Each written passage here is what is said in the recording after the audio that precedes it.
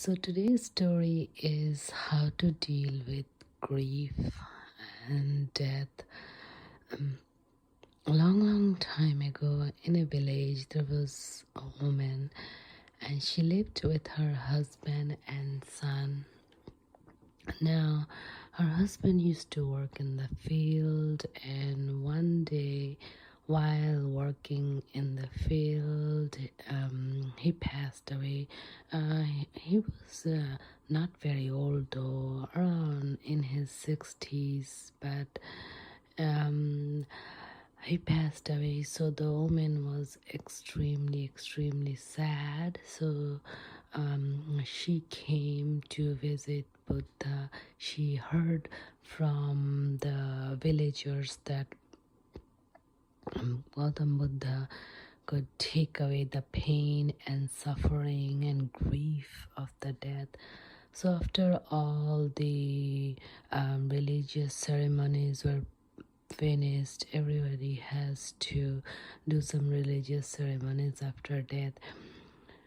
So after all these religious ceremonies finished, and the woman came to Gautam Buddha to deal with her sadness, loneliness, and the feeling which she wasn't feeling the way she was feeling before. And it's hard for her to continue working on the farm even though she had her son, and he was in his 20s, so she had some hope that he will be working with her, which he was, and then she could marry him off and they could still have a family even though her husband was gone.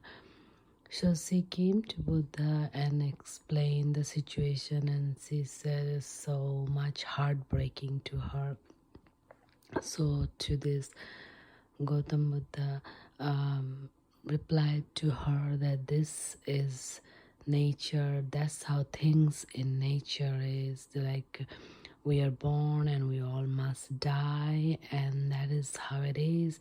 And anything which exists in the world must go away. So nothing is permanent. It does not matter a person is how rich or poor, everything must go, and nothing is stable. Like, someone is rich today might be poor tomorrow, someone is poor today might be rich tomorrow, someone is sad today might be happy tomorrow. So nothing is constant, everything is changing, and everything must change. And if we have a life, there's going to be death, but the way to deal with it is, the reason we are extremely sad because we have this tremendous amount of attachment and dependability with that person.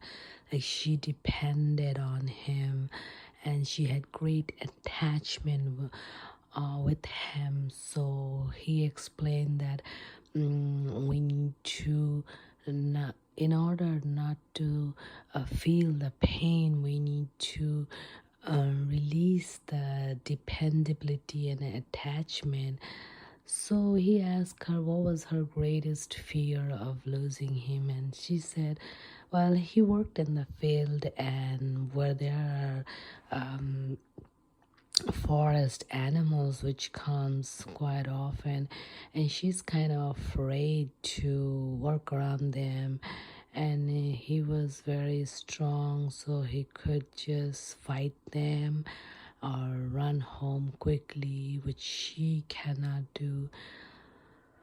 And then also she explained that she had great attachment because they've been married for some 30 years and lived together. So she didn't even know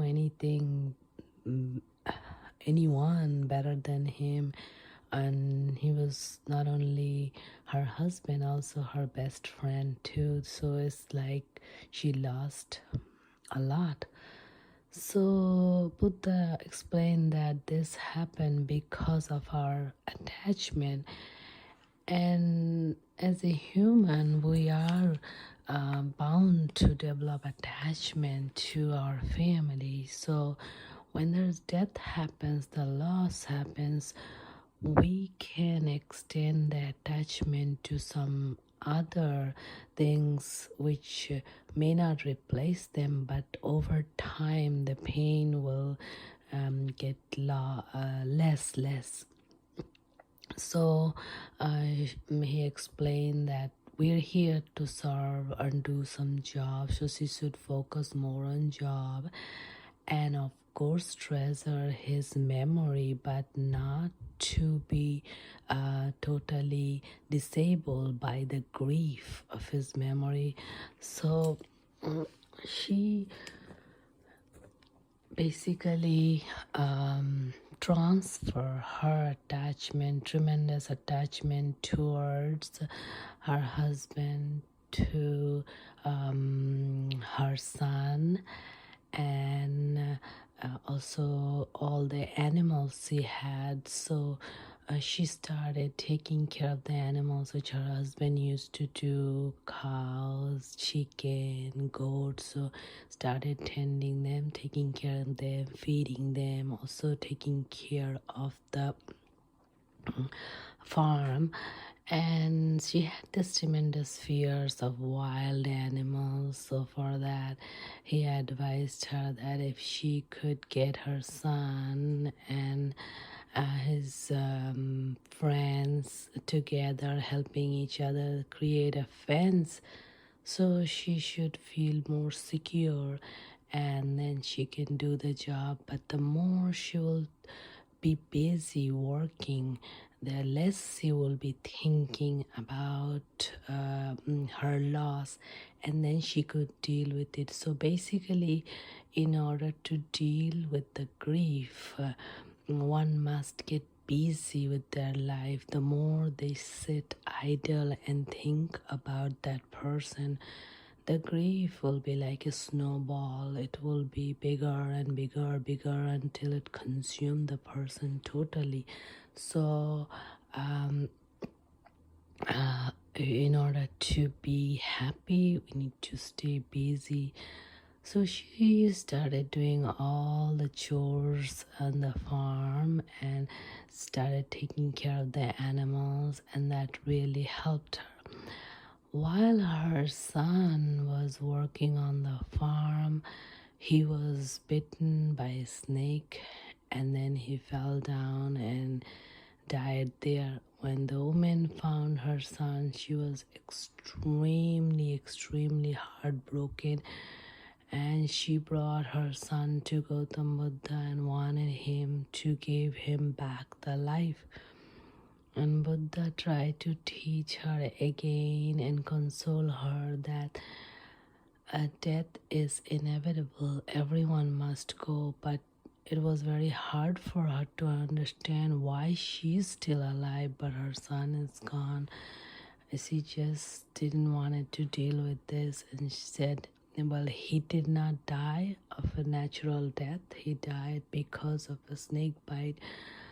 So Buddha said that it was probably due to his karma in his last life, that he has done some sort of karma which played in this life as his early death in snake bite. So he said, okay, she couldn't take this reality anymore, and she asked Buddha to just give her the death, because it was just too much for her to deal. First she was dealing with her loss of her husband, now she is dealing with the loss of her son. So she just cried, and Buddha said, well, now the son is dead, even though he can take out the poison from the body, but still this will not bring the son back, because his lifeline was only up to that age, and that was the time for him to go, and everything must go.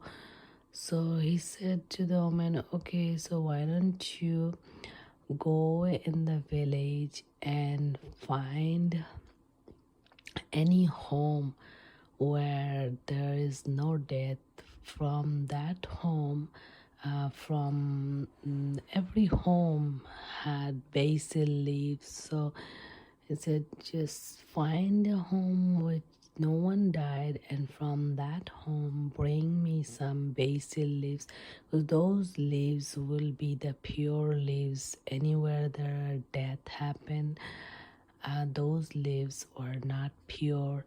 So she went and she saw every house had basil plant, but she couldn't. When she asked the people, they always said that yes, someone died, like their mom or dad or family member. So there was not a single house where she could find that there were no death and she could get the basil leaves. So it was totally nighttime. All day she roamed around and she was extremely exhausted. And then she came back and she fell down on Buddha's feet and started crying. And she said there was not a single house where there was no death, but still I cannot live with the pain of my son gone. And Buddha told her the same thing again, that she needs to go back and do the things that her son was doing, taking care of the farm animals, tending the garden. And then the woman asked that for whom now that the husband is gone, son is gone, whom should I take care of these things? Then Buddha said that you're crying because you have lost your husband recently and then the son, and you're deeply connected with them. You have so much attachment. But all the people that you went and asked that somebody had died, you're not crying for them, those people who had died, because you had no attachment. So the only reason to deal with the grief is have no attachment. And the reason human have grief, sadness due to the loss of a close one, because of attachment, dependability, too much loving that person. So he asked her to start loving other people, other things, especially the people who have no one in their life. So that will replace. So the woman understood what Buddha tried to say. So she went back. She started working in her farm. She started taking care of the animals, and then whatever she grew, she will go into the villages and give it to the poorest family. And if the poorest family had little children, she will bring them to the farm, give them some eggs, some milk, some food. And they started coming regularly for the egg, milk, and food. And she would have good time talking to them and working with them in her farm. And they started coming, helping. When many families came and helped her to build a fence, which her son did little bit before he died. So they created an amazing fence around her garden. And she actually had huge land, and she sold most of it and kept just very little for her, and used that money to build very strong, good fence. So she didn't have to be afraid of the wild animals while working in the farm. And she came and helped out a lot in where Buddha's ashram was, where she came and helped out, even growing food for Buddha, and just helping out and taking care of the visitors. And that sort of gave her tremendous joy and helped her to deal with the grief and sadness. So basically, it was trying to keep her mind busy, at the same time doing exactly what she was doing. She was taking care of her husband and her son and her family. So now she's taking care of a bigger family. And Buddha also explained that we're all one. There's just oneness. It's just not just my family, your family, his family, her family. So we're all one. So for her, yes, of course, her son was very special, her husband was very special, but other people's son, husband, mom, dad, whoever died, they were very special too for them. So if she could create that same bonding and same loving relationship with others, then she will feel less sadness, and she will be able to deal with her grief easily. Just bring some new people in life. So as we are living in our family life, it is very hard not to have emotional attachment.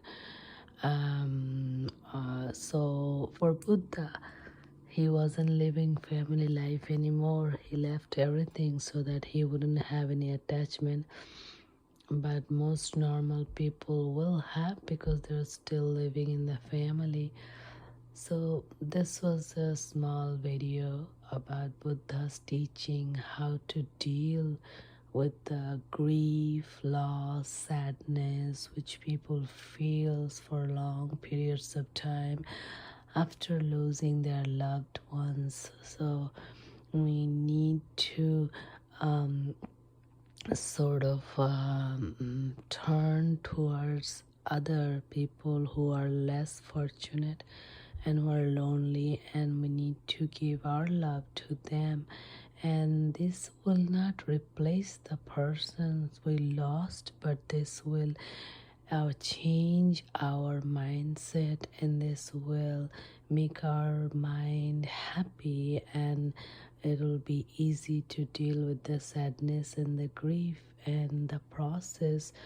We might uh, mm, we might not think about them all the time, because we'll be so busy taking care of other people, doing things for other people.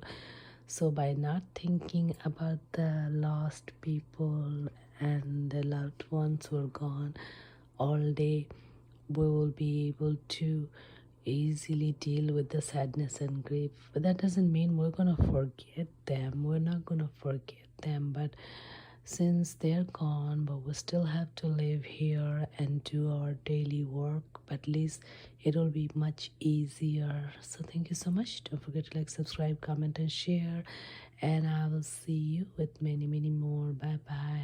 Sweet dreams. Have a good night.